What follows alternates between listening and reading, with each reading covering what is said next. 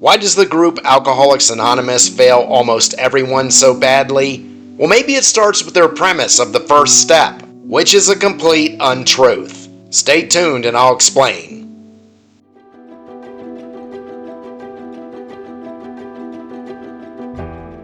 Anyone who has read or seen my other works knows that I am not a proponent of Alcoholics Anonymous for the cessation of the addiction to John Barleycorn. How could I be when they have such a massive failure rate and have so since the program began almost 100 years ago?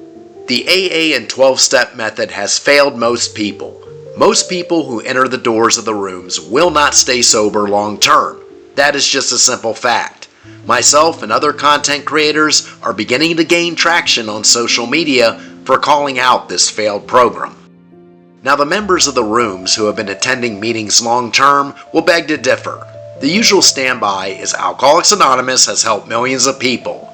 First, there exists that majority failure rate that completely negates that defense. It isn't just a slight majority who do not remain sober with AA method, it is well into the 80 percentile, and other studies show an even higher rate depending on who you read. There was one study from Stanford, which was very flawed, that attempted to propose a much higher success rate.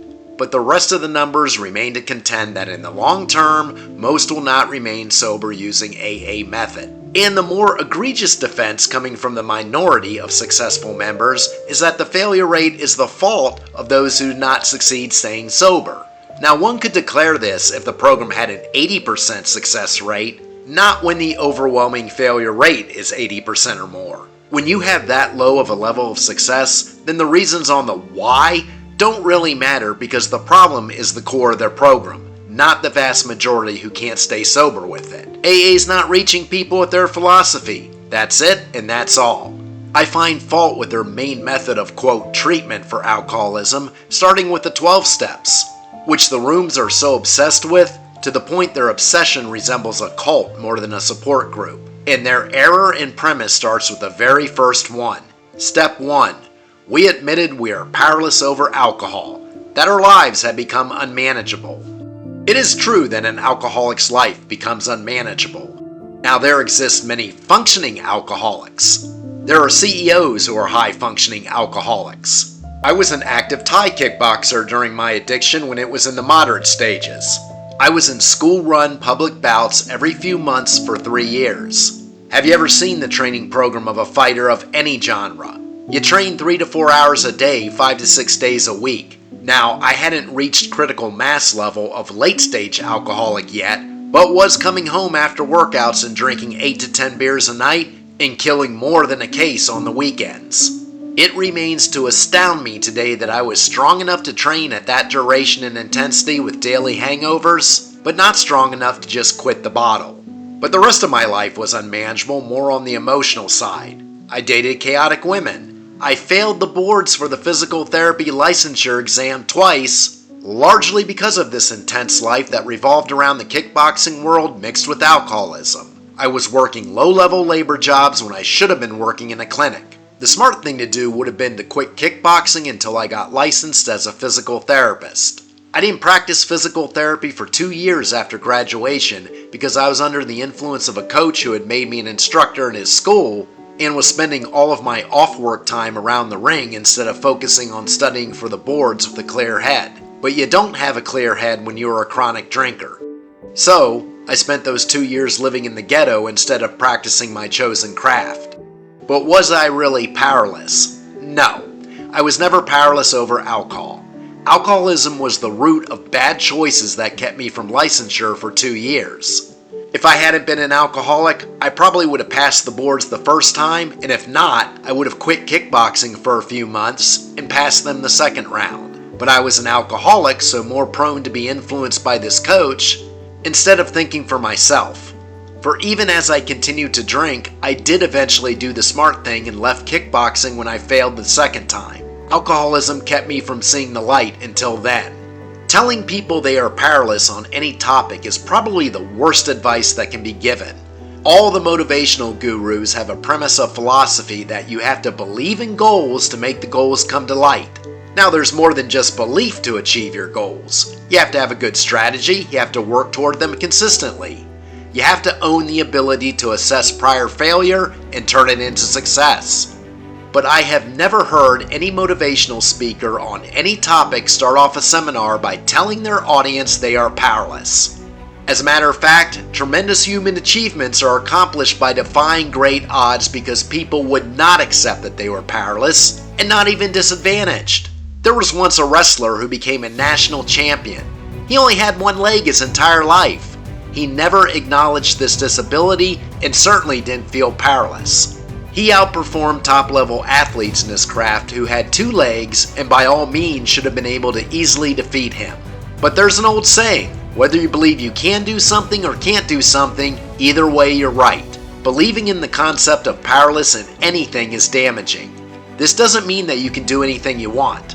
I'm 57 at the time of this writing. If I believe that I'm going to suddenly take up saxophone and become a world-famous jazz musician, I am wrong. I also didn't make it as a Thai boxer of any real significance outside of the unsanctioned realm, which no one really cares about. I was good, but I was never great, and there was nothing I could have done to become great. If one were to compare my ability to say football, I would be mid-level college, second string. But in terms of anything in personal self-improvement, no one is powerless to accomplish progression of any type. This includes resolving other addictions as well as alcohol. One primary flaw in AA premise is this idea that one was born an addict. That is simply not true. Now, does one have a higher propensity to become an addict if he grew up in that environment? Or maybe his DNA is more prone to become addicted to alcohol? Yes, but it is still a choice. The person who has cancer didn't have a choice.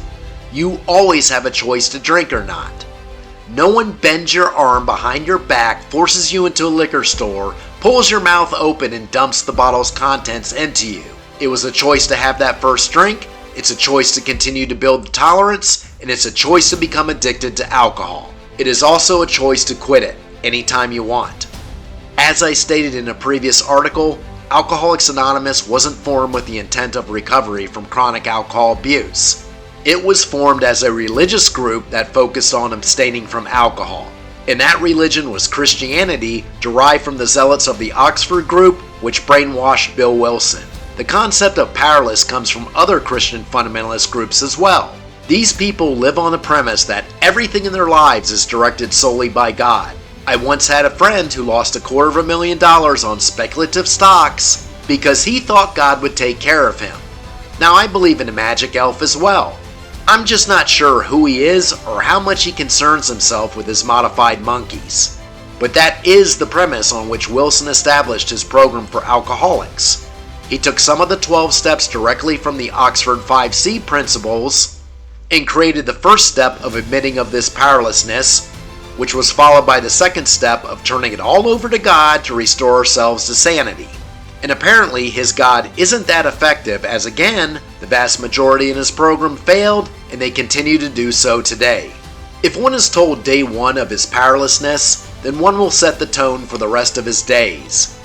We now have the access to study neuroplasticity, in essence, how the brain develops patterns of thought, whether good or bad. The late Wayne Dyer pontificated on this subject as core to his philosophy and his self-help books.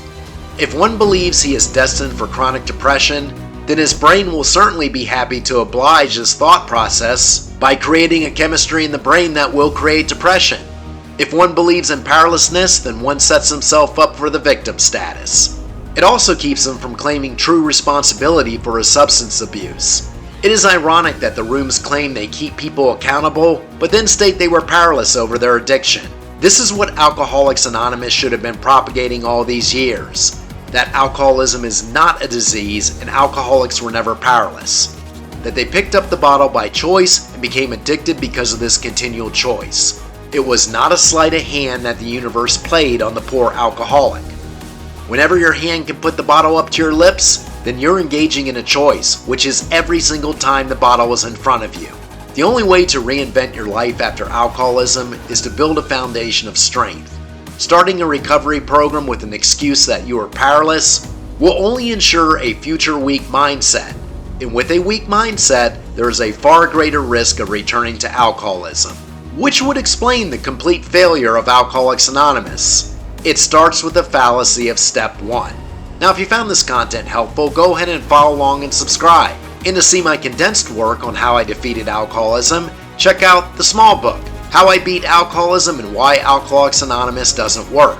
Link is in the description, usually free on KDP. And remember, keep your contract, be sober at sundown, and I will see you at the next sunrise.